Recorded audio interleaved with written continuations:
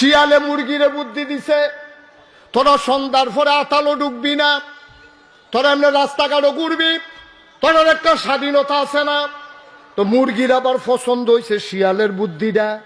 এখন মুরগি পছন্দ করে মিছিল বার করছে, আমরা আর ঘরের ভিতরে থাকবো না, আমরাও স্বাধীন, আমরা রাস্তাঘাটে ঘুরবো। যেই রাইতে মাগরিবের পরে ঘুরন শুরু হয়েছে, পরের দিন সহালে দেহে অর্ধেক না, অর্ধেক। শিয়াল তখন আর আতাল ভাঙ্গা ডুহন লাগে না, মাশাল্লাহ সামনে আইয়া পড়ে। তো শিয়ালে যখন মুরগির বিরুদ্ধে মিছিল বার করে, বুঝতে হবে কুসকুস কালা হায়, ঠিক কিনা কয়।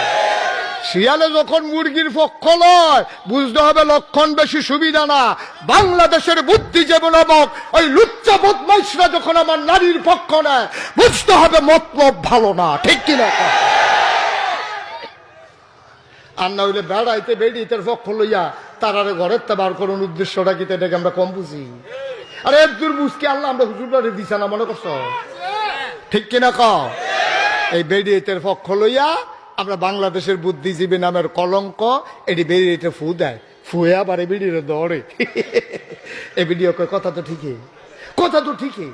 আমি মাগরিবের পরে ঘর থাম ফিরতাম, আর আমি এক সাইডটা ঘর কাম করতাম কে রে।